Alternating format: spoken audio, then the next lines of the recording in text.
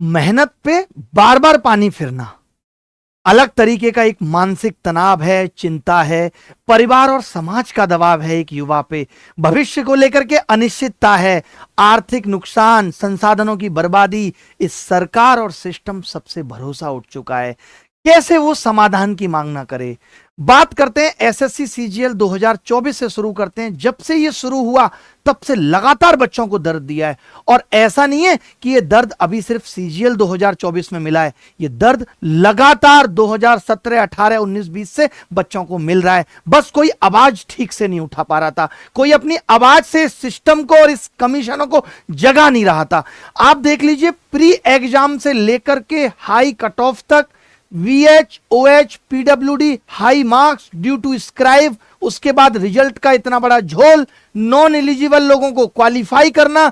जब ये लड़ाई कोर्ट में गई तो रिजल्ट रिवाइज किया गया, 1134 लोग और इन हुए, जिनमें से कुछ लोग फाइनल नौकरी लेकर के अपने घर के चिराग को रोशन करेंगे। आपको याद होगा कि मैंने आवाज उठा के दिखाई थी एक लंबी सी लिस्ट कि काफी सारे लोग लगातार सेलेक्ट हो रहे हैं, जिस लिस्ट को बहुत वायरल करके यह भी कहा गया कि ये तो VH कैंडिडेट हैं, ये तो ईमानदार हैं, इन पे आवाज कैसे उठाई जा रही है। मैं मानता हूं कि कुछ लोग ईमानदार हैं, लेकिन जो लोग भ्रष्ट तरीके से उन ईमानदार लोगों का हक खा रहे हैं, उनके खिलाफ तो आवाज उठाना बनता है ना। आप देखिए, जब बच्चों ने लगातार हमें ऐसे बच्चों के बारे में फिर से बताया कि सर ये वही बच्चे थे जिनके ऊपर आप आरोप लगा रहे थे कि ये गलत तरीके से प्री में नंबर लेके आए, आज आप इनके मेंस का आलम देखिए। ये VH कैंडिडेट 132 नंबर प्री में, सोचिए, और मेंस में इनकी हालत क्या है, -20, क्योंकि एसएससी ने 26 दिसंबर को तमाम ऐसे शक के आधार पर लोगों को लीगल नोटिस जारी किए थे। तो जो स्क्राइब उनके साथ प्री में गए, उन्होंने मीन्स में जाने से मना कर दिया, कोई रिस्क नहीं लेना चाहता। तो ये जैसे तैसे जिसको भी पकड़ कर लेके गए, उसके आधार पे इनके नंबर कितने आए, -20 नंबर है, सोचिए, -20, और प्री में ये 132 नंबर ला रहे थे। ऐसा एक बच्चा नहीं है। आप इस बच्चे को देखिए, इस बच्चे के नंबर 133 थे। मैंने यहां पे नाम और रोल नंबर को उजागर नहीं किया है, इसके 133 नंबर थे, और मेंस में ये 29 नंबर लेके आ रहा है 390 में।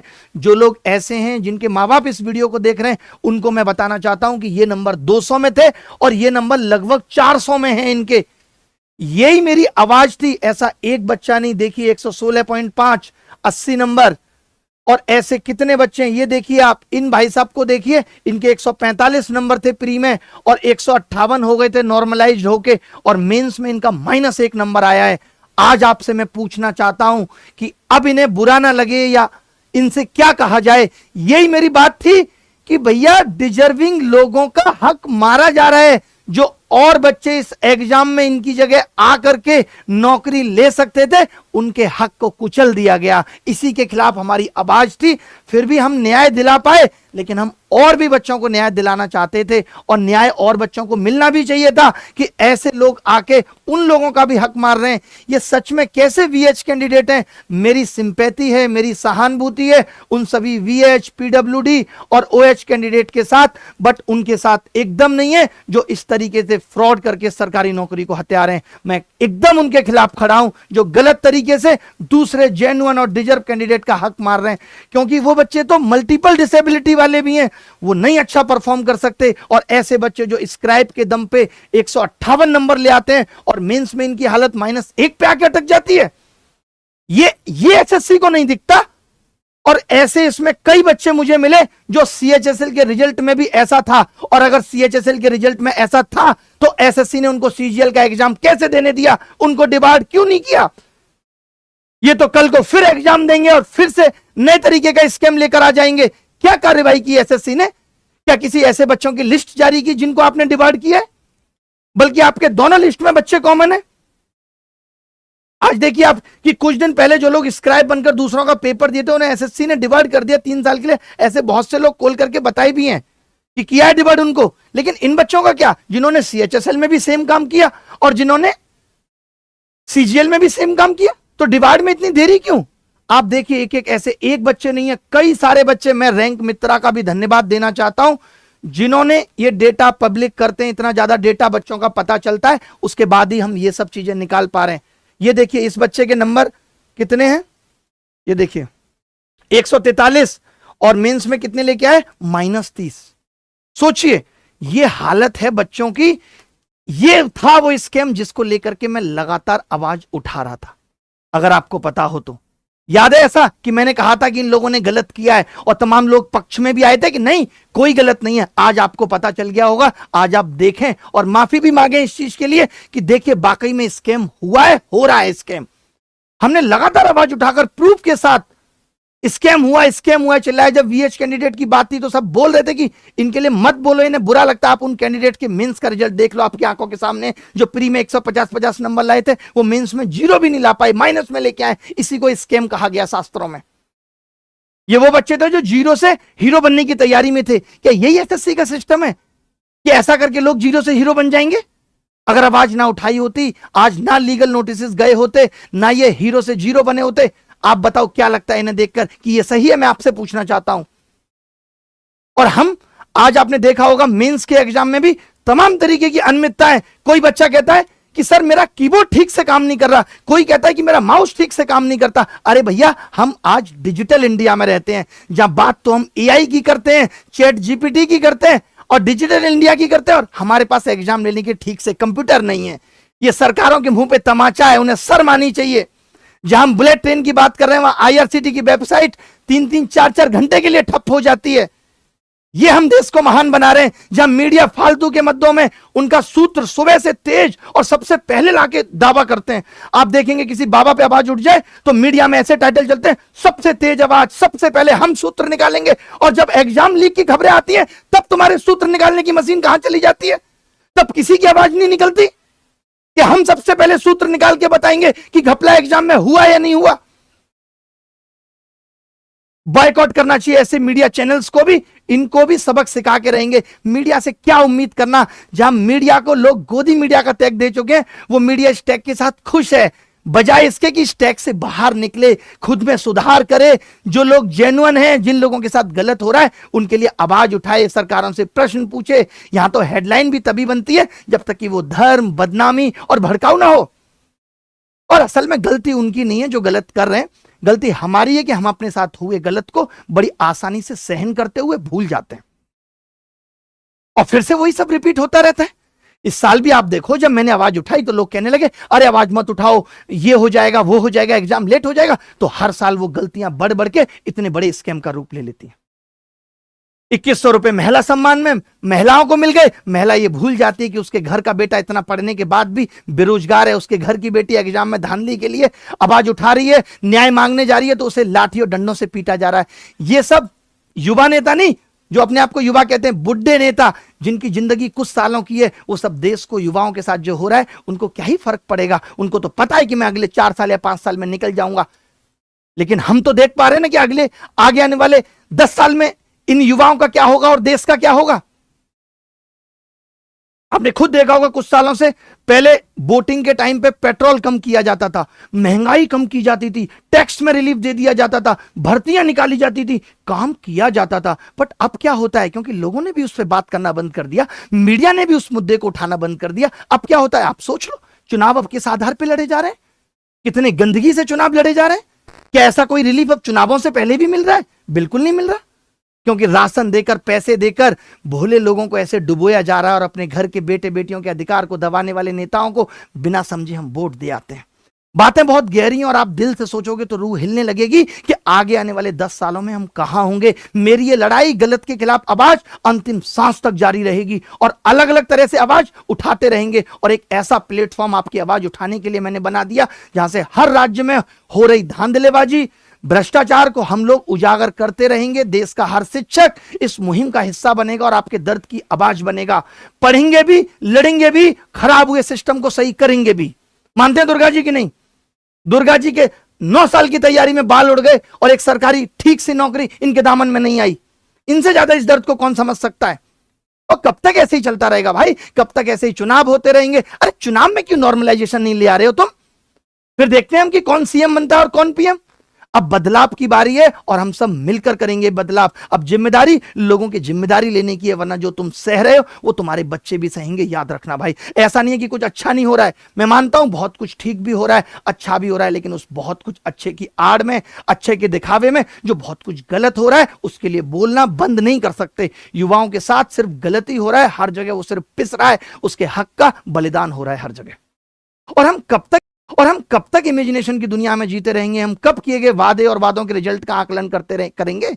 बताओ, हम कब तक इस सोशल मीडिया इंटरनेट पे अपना टाइम खराब करते रहेंगे रील शॉर्ट्स में, जो हमें बेरोजगारी का आभास तक नहीं होने दे रहा? हम कब खड़े होंगे खुद के लिए, खुद के साथ हो रहे गलत के लिए? बोलेंगे ही नहीं, कड़क बोलेंगे। भाई, ये देश किसी के बाप की जागीर नहीं है, ये देश मेरा है, ये देश सबका है, ये मिट्टी मेरी भी है, और हम बोलेंगे और लोगों के लिए लड़ेंगे भी। और ये लड़ाई एक लंबी लड़ाई है, गलत बहुत सालों से हो रहा है, इसे साफ करने में भी बहुत ज्यादा वक्त लगेगा, चाहे वो कमीशन से हो या सरकार से हो। ये हक की लड़ाई है, बगावत किसी को नहीं करनी, हमें ये पूरी तरीके से फेल एग्जाम सिस्टम को बदल देना है, जो बार बार इस देश के युवाओं के सपनों की हत्या कर रहा है। वक्त अब वक्त को बदलने का है, जिससे बार बार बच्चे को न्याय के लिए लाठियां ना खानी पड़े। अब जो भी एग्जाम होगा उसमें कुछ भी गड़बड़ी होती है और आवाज उठती है तो तुरंत एक्शन लिया जाएगा।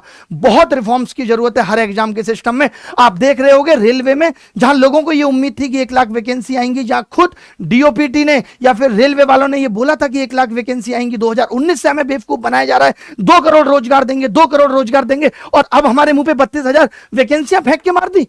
मजाक चल रहा है? कोई हलवा है जो डोना लेके लपक लोगे? बताओ, गलत कह रहे हैं तो? अब जरूरत है वाकई में रिफॉर्म्स की। अब इसके लिए कैसे और क्या क्या रिफॉर्म्स हो सकते हैं, अभी मैं एसएससी पे भी बात करूंगा। उससे पहले जो मैंने एक रिफॉर्म सोचा है, जिसपे मैं आपका भी सजेशन चाहता हूं कि आप बताएं कि कैसे ये चीजें सुधर सकती हैं। आपने देखा कि हमने प्रूव भी किया कि अगर लड़ाई ठीक तरीके से लड़ी जाए, प्लानिंग से लड़ी जाए, तो जीतते हैं। हम एसएससी जैसी बहुत रिजिड संस्थान से एग्जाम से एक दिन पहले रिजल्ट रिवाइज करा लाए, और वो सब हो पाया कैसे? हमारी प्लानिंग, अच्छे वकीलों के जरिए। अब जरूरत है एक एनजीओ बनाने की, ताकि बड़े एडवोकेट्स लेकर जाएं, कोर्ट से हर लड़ाई जीत कर आएंगे। जो भी इस सिस्टम को बदलने में लगेगा वो सब करेंगे। इस देश के शिक्षक आज सब बच्चों के प्यार से, सेलिब्रिटी और पैसे से भी समर्थ हैं कि युवाओं की इस लड़ाई में आगे बढ़कर आएं और बदलाव हो सके, क्योंकि बदलाव की शुरुआत तो हो चुकी है। एसएससी को रिजल्ट रिवाइज करने के लिए मजबूर कर देना और उस रिजल्ट रिवाइज हो जाना आसान नहीं था, तो बदलाव की शुरुआत तो हो चुकी है। अगर एनजीओ जैसी एक चीज, एक ज्यादा लोगों की टीम पहले से होती, तो मैं आपको दावे के साथ कह सकता हूं, जहां 525 बच्चे इन हुए, वहां 5000 बॉर्डर लाइन स्टूडेंट्स भी मेंस देते। अगर एक ऐसी टीम होती जो सब बच्चों की पिटीशनें तैयार हो पाती मैक्सिमम की, और वो लोग अपनी अपनी लड़ाई के लिए रिलीफ मांगते कोर्ट में, तो सुधार बड़े हैं। ऐसे लोग जो चाहते हैं कि सिस्टम में सुधार हो। हमने एक मेल आईडी भी बनाई है कि आज से, देखिए, ये चैनल मैंने पढ़ाई के लिए बनाया था और मैं चाहता हूं कि ये चैनल मेरा पढ़ाई के लिए ही रहे। मैं आपको पुराने अंदाज से गणित सिखाता रहूं, गणित को आसान बनाता रहूं। आप किसी भी एग्जाम की तैयारी कर रहे हैं, आप इतने सारे प्रूफ भेजते हैं, मैं भी नहीं देख पाता क्योंकि वो सब मेरी पर्सनल ईमेल आईडी है। तो हमने एक ईमेल आईडी भी बना दी है। किसी भी राज्य के किसी भी कोने में, किसी भी एग्जाम में कोई भी धांधलेबाजी होती है, आपके पास प्रूफ है, आपने एफआईआर की है, आपने कुछ भी किया है, तो आप स्कैम प्रूफ 2024@gmail.com पे हमें भेज सकते हैं, भेजेंगे। और हम चाहते हैं कि लोग खुद आवाज बनकर, उनको अपनी आवाज रखने का एक प्लेटफॉर्म मिले। राजनीति से सिर्फ दलदल मिलेगा, सुधार कभी नहीं होगा। इसीलिए जो लोग ये कमेंट कर रहे हैं कि सर आपको भी राजनीति में जाना चाहिए, हम कभी नहीं जाएंगे। और वैसा तो कभी नहीं करेंगे कि जितनी भी बची हुई पार्टियां, इन्हीं में जाके हम कहें कि अब सुधार होगा। इन पार्टियों के बस की बात नहीं है। ये सब जितनी नई पार्टियां भी बनी, आपने इनको भी देखा होगा कि इन्होंने भी, किसी ने भी युवाओं के लिए संसद में कोई आवाज नहीं उठाई। और खाली आवाज उठाना नहीं होता, मेरी तरह चिल्लाना होता है, मजबूर कर देना होता है, ताकि सवाल का जवाब मिल सके, सोल्यूशन मिल सके। क्योंकि सोल्यूशन या सुधार आशु जी तभी संभव है जब आपकी नीयत साफ हो। तो मैंने ये देखा कि हमारी इस एसएससी की लड़ाई में भी नीयत साफ थी, तो शायद हमें जीत मिल पाई, वरना इम्पॉसिबल था। आप देखेंगे, जस्टिस फॉर अनएम्प्लॉयड यूथ, चाहे वो लीक स्कैम हो, एग्जाम स्कैम हो, एग्जाम सिस्टम का फेलर हो, इन सब के लिए फाइट चलेगी। फाइट फॉर रिफॉर्म होगी, fight against failure in exam system होगी। इसके लिए मैंने अपना खुद का एक पर्सनल चैनल जो मैंने बनाया था अपने लिए, वो मैंने इसी के लिए डेडिकेटेड कर दिया, जिसका नाम भी रख दिया है वॉइस ऑफ यूथ, युवाओं की आवाज। आज आप हर शिक्षक से कहते हो कि सर हमारे लिए आप वीडियो बनाओ, वो नहीं बना पाता, उसको लगता है मेरा पढ़ाई का चैनल है, मैं कैसे बोलूं। तो ऐसे शिक्षक खुद हमें वीडियो बना के भेजेंगे, या हम उनसे बोलेंगे कि आप इस प्लेटफॉर्म पे आके बोलो, क्योंकि आज बच्चे अपनी आवाज इसीलिए नहीं रख पाते, उनके पास प्लेटफॉर्म नहीं होता। तो ये प्लेटफॉर्म बच्चों के लिए समर्पित है कि कोई भी बच्चा जिसको लगता है किसी भी राज्य में, जिसको लगता है कि वो आवाज उठाना चाहता है, वो गलत के खिलाफ बोलना चाहता है, तो उन सब के लिए है। और जो हम एनजीओ बनाएंगे वो भी उन सब के लिए होगा। हमने डिस्क्रिप्शन में गूगल फॉर्म भी दिया है कि जो लोग बेरोजगार संघ को देख रहे हैं, राज्यों की कमियों को देख रहे हैं, राजस्थान, एमपी, ऐसा कोई राज्य नहीं है जहां पे भर्तियों में घपला। अभी आपने देखा होगा एमपी के एमपीपीएससी के रिजल्ट में नेताओं के लड़कों के फुल में फुल मार्क्स आए। सोचिए नेता क्या कर रहे हैं, एक बार विधायक बन के अपनी पेंशन सुरक्षित कर रहे हैं, बच्चों को अच्छे नंबर दिलवा के अपना बुढ़ापा भी सुरक्षित कर रहे हैं। क्यों? क्योंकि अब इनका लड़का तो लाइफ टाइम पैसा पाएगा, इनका तो सब सुरक्षित है। और जो ऐसे युवा जो ये सब नहीं कर सकते, जिनके घर में कोई बड़ी हस्ती नहीं है, जिनका बाप किसान है, किसी दूसरे की जमीन पे खेती कर रहा है, उनका क्या भाई? उनके लिए तो किसी ने नहीं सोचा, उनके लिए तो किसी ने आवाज नहीं उठाई। आज आप देख रहे हो एसएससी में कि हैंडीकैप लोगों ने कमाल कर दिया। और मेरा यह है कि जो बच्चे पढ़ लिख कर, जितने भी हैंडीकैप्ड बच्चे, मैं फिर से कहना चाहता हूं, पढ़ लिख कर जेन्युइन तरीके से सिलेक्शन लेना चाहते हैं, उनके अधिकारों का हनन नहीं है क्या? क्या ये उनकी सीट नहीं खा रहे? सोचकर देखो आप एक बार कि ये उन जो ओरिजिनल और सच में हैंडीकैप बच्चे हैं, ये उनका हक नहीं छीन रहे। ये सब देखकर ही बहुत दुख हुआ था, और उस वक्त भी बहुत गुस्सा आई थी, और आज भी है। आप लगातार देख रहे हो कि कुछ ना कुछ गड़बड़, कुछ ना कुछ गड़बड़। सोचिए आप, जहां वो डिस्क्वालीफाइड थे वहां उनने 340 प्लस स्कोर भी किया। सोचिए कितने की नौकरी लगेगी, आप बताओ। आप देखो आज डेटा, जितने भी बच्चे नॉन क्वालिफाइड थे, मैं उनकी बात कर रहा हूं, उन्होंने 340 प्लस स्कोर वाले भी 2-4 बच्चे हैं। और जितने भी बच्चे नॉन क्वालिफाइड थे, आपको याद होगा जो हमने दिखाए थे पलाश जैसे बच्चे, इन्होंने कहा था कि हम ऐसे बच्चों को नौकरी नहीं देंगे, लेकिन इन्होंने उनके मेंस तक के एडमिट कार्ड जारी कर दिए, और उन्होंने मेंस तक दिया है। माजरा क्या है आप बताओ? एसएससी की ये बर्बल कमिटमेंट थी कि वो लोगों को नौकरी नहीं देंगे, हमें भी लगा था कि उनके एडमिट कार्ड नहीं रिलीज करेंगे, और अब आपके सामने है पलाश का रिजल्ट। आप देखो जरा, ये पलाश का रिजल्ट है, 304 नंबर लाए, इंग्लिश में 131, जबकि आपको पता था ये नॉन एलिजिबल है। कैसे इसने एग्जाम दे दिया? कैसे पलाश के नंबर आ गए? और ऐसे कितने बच्चों ने दिया होगा? तो क्या केवल प्री में ही हक मारा गया बच्चों का, मेंस में नहीं मारा गया? आप देखो, यही हालतों की वजह से प्री की कट ऑफ हाई थी, और इन्हीं सब चीजों की वजह से आप देखोगे मेंस की कट ऑफ हाई जाएगी। मैं आपको दिखाऊंगा एक डेटा, अभी मैं एक डेटा आपको दिखाऊंगा कि कितने बच्चों के नंबर 300 से ऊपर हैं। जो लोग ये सोच रहे हैं कि 300 से ऊपर नंबर है तो जॉब सुरक्षित है, वो अपना आइडिया खुद लगा लेंगे। देखना आप, मेंस एक शिफ्ट में हो सकता था ना, बट नॉर्मलाइजेशन की नौटंकी कैसे होती? नॉर्मलाइजेशन में ना जाने कमीशन को सबको कितना मजा आ रहा है, चाहे वो बीपीएससी हो चाहे यूपीएससी हो। प्री में डिजर्विंग कैंडिडेट का हक वैसे मार लिया गया। मेंस की दोनों शिफ्ट में आप देख सकते हो कि कैसे इन्होंने एक जैसे सवाल पूछे। आप बताओ, ये एक सीजीएल एग्जाम एक ग्रुप बी की तैयारी करवाता है दुर्गा जी? क्या इनका ये स्तर होना चाहिए कि 18 तारीख को ये पूछ रहे हैं 2000 पर 6.5%, 2000 पर 6.5%, 14 फरवरी, 28 अप्रैल, 14 को 13 कर दिया, 28 को 27, यानी दिन तो उतने ही रहे, और दोनों सवालों का उत्तर भी 26 है। ये तुम सवाल पूछ रहे हो? ये तुम्हारा स्तर है सवाल पूछने का? ऐसे तुम घोड़े और गधों में अंतर कर पाओगे? प्रथम 91 सम संख्याओं का औसत कितना है, प्रथम 92 सम संख्याओं का औसत कितना है? 1 की घात 5 और 4, 1 की घात 7 और 9, जिसका उत्तर सिर्फ इसको बिना देखे ही निकाला जा सकता है कि यहां पे ए आएगा, ए की पावर 1 एक ही ऑप्शन में, यहां पे ए की पावर -2 आएगी, वो भी एक ही ऑप्शन में। ये सब सवाल पूछ रहे हैं, और ये सिर्फ एक ही चीज में नहीं है। मैं आपको बता दूं, इन्होंने हर जगह, एसएससी जेई का एग्जाम नवंबर में हुआ था, इन्होंने इनजस्टिस इंजीनियर्स के साथ भी किया है। उनके पेपर में 15 सवाल गलत हैं, ये 15 सवाल उनके पेपर में गलत हैं। ये इनका लेवल है, और ऊपर से ये ना रिजल्ट टाइम पे दे रहे हैं, ना कुछ और सोच रहे हैं उनके बारे में। तो ये एक एग्जाम में नहीं कर रही है एसएससी। आप देखो, मैं तो ये कहता हूं भाई, एक बच्चा सीजीएल भी दे रहा है, एक बच्चा सीएचएसएल भी दे रहा है, एक बच्चा एमटीएस भी दे रहा है, और तुम्हारे पेपर का लेवल सबका सेम है, तो तुम एक ही एग्जाम क्यों नहीं ले लेते? काहे को इतनी नौटंकी? तुम्हारा भी खर्चा बचेगा, बच्चे का भी टाइम बचेगा। एक ही एग्जाम ले लो, जो बच्चे नीचे से रैंक लाएंगे उनके मुंह पे एमटीएस रख देना, जो बच्चे बीच में आएंगे उनको सीएचएसएल दे देना, और जो टॉप में आएंगे उनको सीजीएल दे देना। बताओ, एक ही एग्जाम ले लो ना भाई, बार बार की नौटंकी क्यों करनी है? अलग अलग अलग ही लेवल की चीजें कर रहे हैं। इतना इन्होंने बेचारे एसएससी जेई वाले बच्चों के लिए मुझे इसलिए बोलना पड़ा, इतने इनके मैसेज आए कि रिजल्ट की कोई ये डेट नहीं बताते, कब रिजल्ट देंगे, कब ये फाइनल रिजल्ट देंगे, कुछ पता ही नहीं है। और डेट देके भी ये उस डेट पे देंगे या नहीं देंगे ये भी पता नहीं है। हर जगह स्कैम, हर जगह घपला।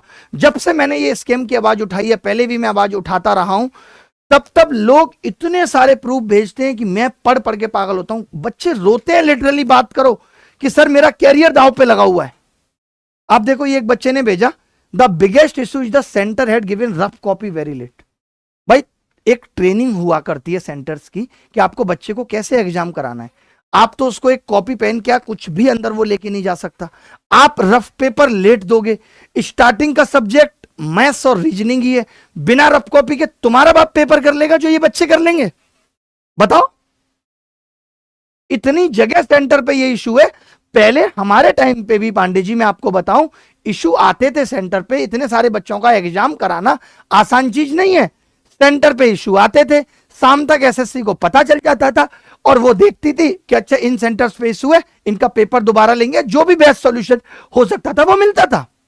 बट अब तो इनको रील बनाने और रील देखने से खुद से फुर्सत नहीं है। काम क्या करेंगे ये?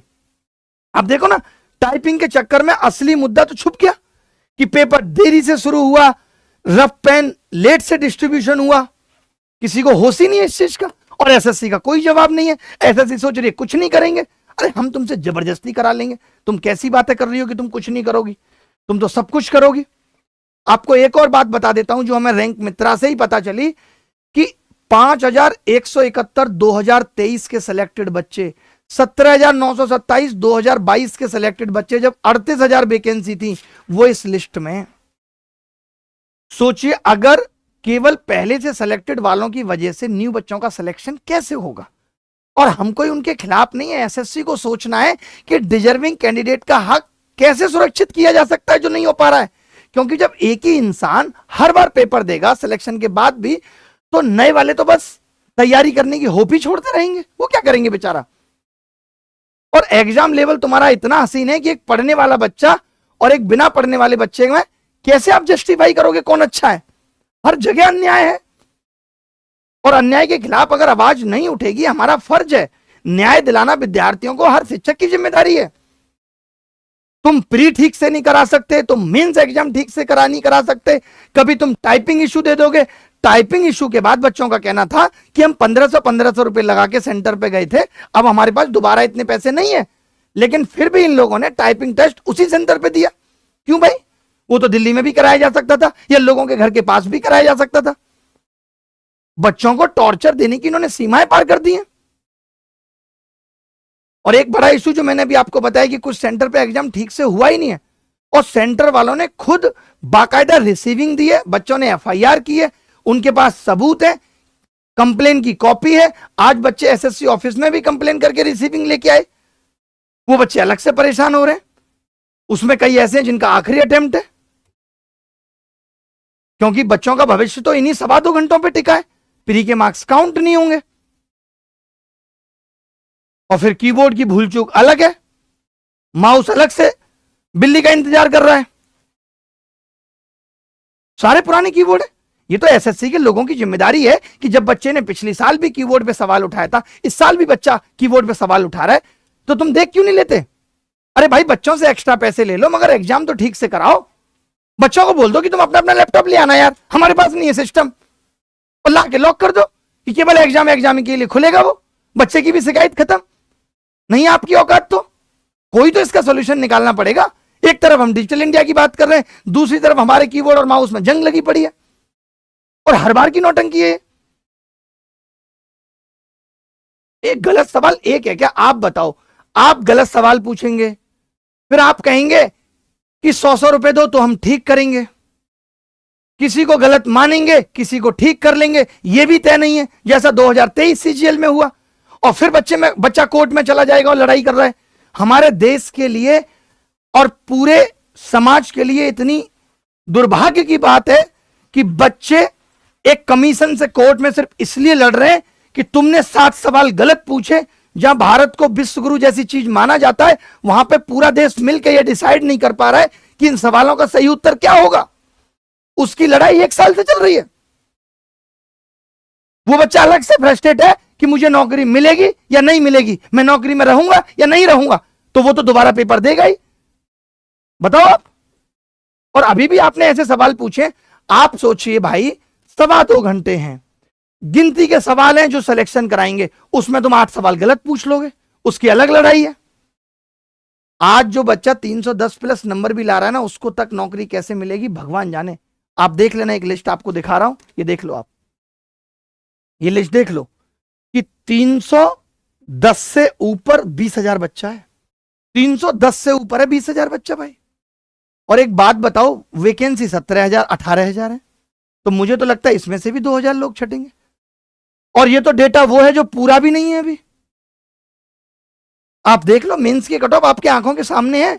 अब बाद में दुखी मत होना कि मेंस के कट ऑफ में कुछ अलग हो गया। 310 नंबर का मतलब समझ रहे हो भाई, लगभग 80% नंबर। भाई कौन से एग्जाम में ऐसा होता है बताओ जरा। ये पेपर का स्तर इतना तक नहीं ठीक कर पा रहे कि गधे और घोड़ों में फर्क किया जा सके। भाई क्या चाहता है कमीशन? मैं पूछना चाहता हूं कमीशन को, क्वेश्चन का लेवल इनसे सही होना नहीं है, क्वेश्चन को ठीक तरीके से रिसर्च करके हम बनाएंगे नहीं, जीएस में अनएक्सपेक्टेड एकदम अनाप शनाप सवाल पूछेंगे। तो जो 2025 में वो छात्र सिलेक्शन लेने की सोच रहा है, उसकी कमर तो तुमने आज ही तोड़ दी। वाकई में वक्त है कि सभी शिक्षक और छात्र मिलकर ये लड़ाई लड़ें, तभी संभव है। अब ट्विटर ट्रेंड या वीडियो जारी करने से कुछ बहुत नहीं होने वाला है। बात एसएससी तक डायरेक्टली पहुंचेगी, वो भी थ्रू कोर्ट। मजबूर किया जाएगा ये सब सुधार करने के लिए। अब हम सब अगर अपने सिलेक्शन गिनवाने के पीछे पड़े रहेंगे कि 18 जनवरी को कि भैया मेरे बच्चे के 350 नंबर हैं, मेरे बच्चे के 354 हैं, सारे गणित वाले शिक्षकों की तो बताऊं वही सब क्रेडिट ले रहे हैं। मैंने इंग्लिश वाले शिक्षक एक आधी कोई देखा हो जो कह रहा हो, जबकि इंग्लिश वाले शिक्षकों के बच्चों के 135 से कम है ही नहीं। इंग्लिश का पेपर इतना आसान था। वो बेचारा 135 नंबर दिलाकर भी ढिंडोरा नहीं पीट रहा है जितना हम गणित के शिक्षक 90 नंबर दिला के पीट रहे हैं, वो भी उस गणित में जहां जब मैं 8वीं में पढ़ा करता था तो ये सवाल 30 में 29 तो सही कर देता भाई। ये गणित का लेवल है। आप करते रहो गिनती, और 18 जनवरी सेंटर वालों की गलती की वजह से पता नहीं कितने छात्रों का 2 साल की मेहनत बर्बाद हो गई, उसकी गिनती कोई नहीं कर रहा। आपको बता दूं, जो हम 300 प्लस बच्चों का गुणगान कर रहे हैं, ऐसा भी हो सकता है कि इन बेचारों का हो भी ना, क्योंकि आप देख रहे हैं 310 से ऊपर कितने बच्चे हैं। प्रॉब्लम एक और बड़ी है, इसमें रिपीटर ऑलरेडी सेलेक्ट लोगों को बाहर की, किसी को होम पोस्टिंग चाहिए, किसी का दिल अब एएसओ में नहीं लग रहा है, और इसमें खैर कुछ गलत भी नहीं है, सबको हक है। बट प्रॉब्लम बड़ी ये है कि इन लोगों को इस बार मिली नौकरी भी रास नहीं आई और इन्होंने इसको नहीं ज्वाइन करने का फैसला लिया, तो वो जो सीट खाली होगी वो कब तक खाली पड़ी रहेगी। तो किसी ऐसे बच्चे को मिल सकती थी जिसका आखिरी अटेम्प्ट हो, अपने माँ बाप की जो आखिरी उम्मीद हो। दिक्कत क्या है ना, कमीशन सोचता 18,000 वैकेंसी है, सरकार ने बोला हुआ है कमीशन को कि भैया ऐसा है 5,000 फिल करो, 13,000 खाली रह जाएंगी, हम अगले साल लेके आएंगे। और फिर ये उसी को जोड़ के तो बोल देते हैं 2 करोड़ रोजगार। वैकेंसी रिपीट मोड पे चल रही है, कैसे ढिंडोरा पीटेंगे कल को कितनी वैकेंसी आई है। इनको तो खाली रखनी है वैकेंसी, इनकी मंशा है कहां वैकेंसी को फुल करने की। तभी तो आपने देखा होगा यूपी में भी एसआई की ज्वाइनिंग 2-2.5 साल बाद हुई थी, लोगों को ट्रेनिंग करा के छोड़ दिया था इन्होंने। यह स्थिति थी यूपीएसआई में, आज से 2-3 साल पहले की बात बता रहा हूं। अगर आप चाहते हैं कि इतना सब होने के बाद भी जेन्युइन लोगों को नौकरी मिल सके, तो कुछ चीजों का होना जरूरी है। मैं ये कह रहा हूं, अब बात आती है कि बच्चों का कहना है कि वेटिंग लिस्ट, जैसा हमारी बात हुई एसएससी के लोगों से भी कि वेटिंग लिस्ट अभी तो एक टफ टास्क है, आसान नहीं है। समझना ध्यान से कैसे। बैंक पीओ में एक ही नौकरी होती है, पीओ की होती है एक ही नौकरी, वहां वेटिंग लिस्ट है। 100 पीओ सेलेक्ट हुए, 3 ने छोड़ दिया, आपने 101, 102, 103 को उठा लिया। यहां दिक्कत क्या है कि यहां 18 तरह की नौकरी है।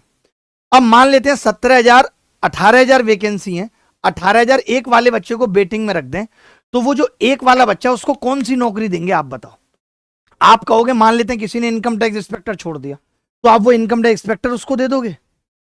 तब तो जो बच्चा टीए लेके बैठेगा वो कहेगा आपने हमसे क्यों नहीं पूछा, हम तो पहले दावेदार थे इसके।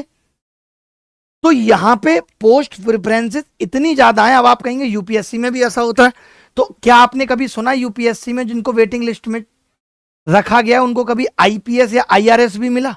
कभी सुना आपने? जबकि वैकेंसी तो वहां भी खाली रहती होंगी, कुछ लोग आईआरएस भी छोड़ते होंगे, नहीं मिला ना। तो इसका जो सबसे बेहतरीन तरीका है, जो सबसे जल्दी सॉल्यूशन दिया जा सकता है, वो ये है कि पहले तो एसएससी फाइनल आंसर की रिलीज करे विद रैंक, कि आपकी रैंक इतनी है, मुंबई में 500 है, ये वो बताए। तीसरी चीज है कि वो पोस्ट प्रेफरेंस के साथ साथ स्टेट प्रेफरेंस भी फिल कराए। आप कहेंगे कुछ नया सा नहीं है, नया नहीं है। 2012 में जब हमारा सिलेक्शन हुआ था तब हमें पता था कि हम दूर नहीं रह पाएंगे घर से, हमें मम्मी की याद आती है, उस टाइम की बात कर रहा हूं मैं। तो हमने भैया नौकरी तो सारी भर दी थी, और राज्य हमने भरे थे 5, दिल्ली, राजस्थान, मध्य प्रदेश, यूपी और महाराष्ट्र की। हमें मुंबई में एक्टर बनना है। तो अगर ये स्टेट प्रेफरेंस बच्चे को मिल जाती है, और इसको भी इनको 2 राउंड में कराना पड़ेगा। आप में से बहुत सारे लोगों को नहीं पता हो, अपने भैया या चाचा से पूछना AIEEE में क्या होता था। फर्स्ट राउंड काउंसलिंग होती थी, आपको जो कॉलेज मिल गया मिल गया। अब जो कॉलेज आपको नहीं मिला किसी बच्चे को, या किसी बच्चे ने वो कॉलेज नहीं लिया, छोड़ दिया, पहले उससे पूछा जाता था कि छोड़ दिया, तो जो सेकंड राउंड काउंसलिंग होती थी उसमें वो बची हुई सीटें भरी जाती थी। तो ऐसा कुछ सिस्टम एसएससी को करना पड़ेगा। अगर ये जितना जल्दी कोई बड़ा सिस्टम नहीं कर सकते, वेटिंग लिस्ट नहीं ला सकते, तो इनको स्टेट प्रेफरेंस देनी पड़ेगी, इनको फाइनल रैंक पोस्ट प्रेफरेंस से पहले बतानी पड़ेगी, यह तय है। तभी ऐसा हो सकता है कि उन बच्चों को नौकरी मिल पाए जो 310 और 300 नंबर लेके बैठे, वरना आप भूल जाओ भाई। पोस्ट प्रेफरेंस बहुत जरूरी है और स्टेट प्रेफरेंस भी बहुत जरूरी है, वो भी फाइनल आंसर की पहले आए।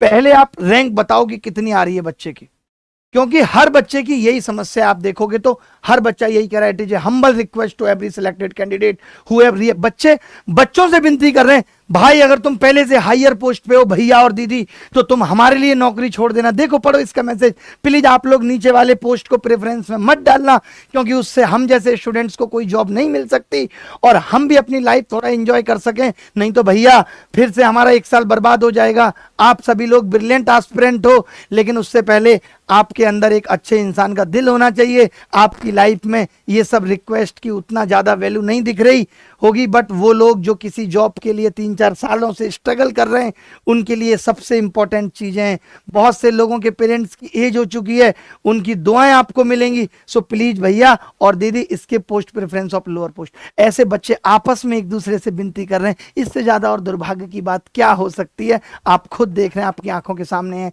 कोई भी 4200-4600 ग्रेड पे वाला या ऑलरेडी कहीं सेलेक्टेड, प्लीज 2400-2800 ग्रेड पे वाली जॉब मत बनना। बच्चों को मजा आता है, उनको कहना है ना मैं 5 बार सिलेक्टेड हूं। जब तक ऐसे कहेंगे नहीं तो कैसे मजा आएगा।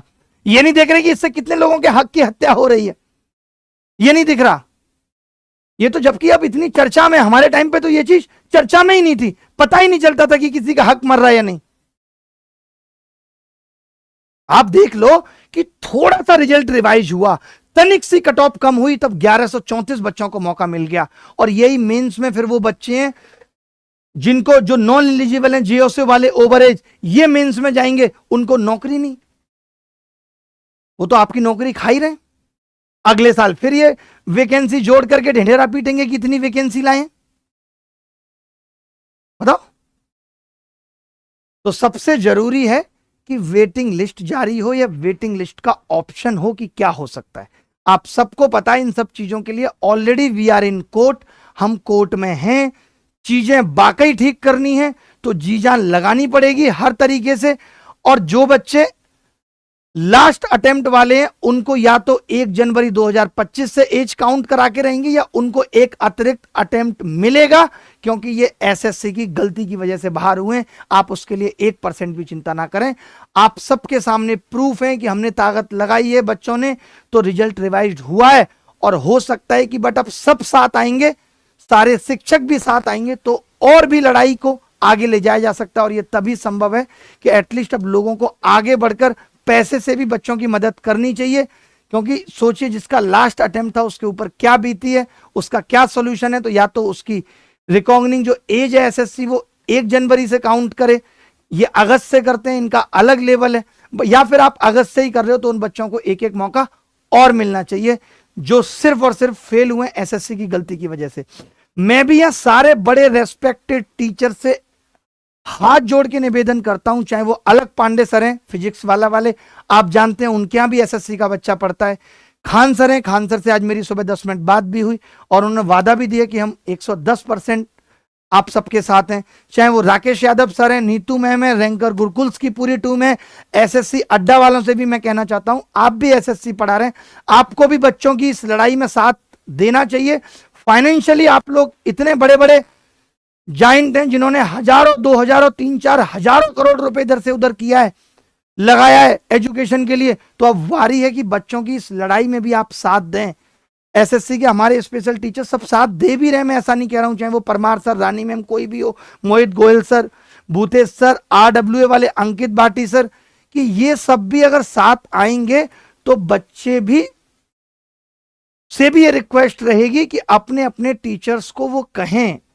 ये बच्चों को भी इस चीज में जिम्मेदारी उठानी पड़ेगी और तुम्हें खुद भी जुड़ना पड़ेगा।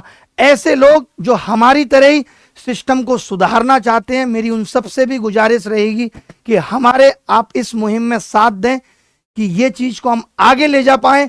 कभी भी किसी भी एग्जाम में कोई धांधली हो तो हमारे पास तुरंत उसको ठीक करने का समाधान हो कि हम तुरंत कोर्ट जा सकें, क्योंकि जैसे इन चीजों में देरी होती है, अब आप देख रहे होंगे 2023 में क्या हुआ है, देरी इतनी हो गई कि अब ये लग रहा है कि न्याय मिलेगा भी तो और लोगों के साथ अन्याय हो जाएगा जो ऑलरेडी सेलेक्ट होकर बैठे हैं। ये सबसे बड़ी दिक्कत होती है कि जब जब न्याय मिलने में देरी होती है तो जिनको न्याय मिल चुका होता है उनके साथ अन्याय हो जाता है। आप समझ सकते हैं 2023 का अगर रिजल्ट रिवाइज हो तो उन बच्चों पे क्या बीतेगी जो ऑलरेडी सेलेक्ट हैं।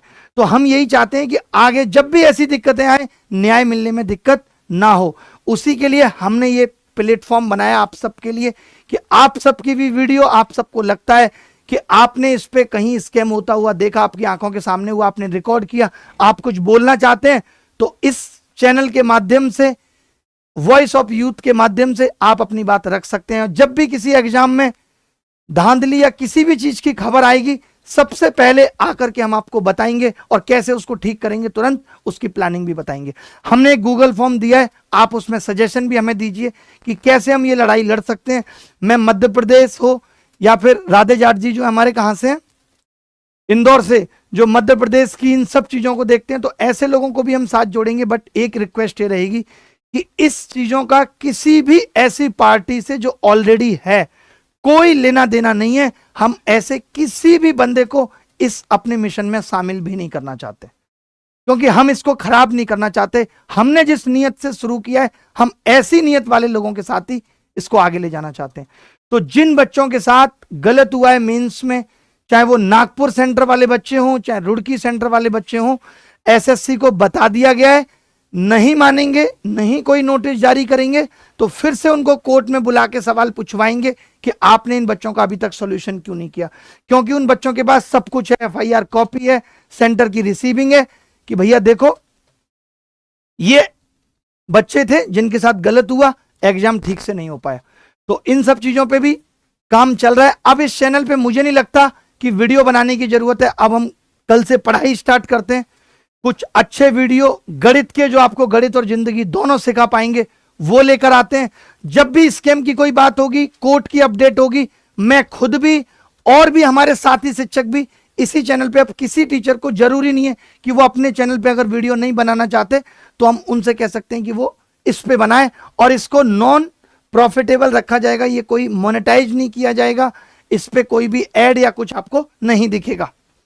धन्यवाद, थैंक यू, ख्याल रखिएगा, खुश रहिएगा।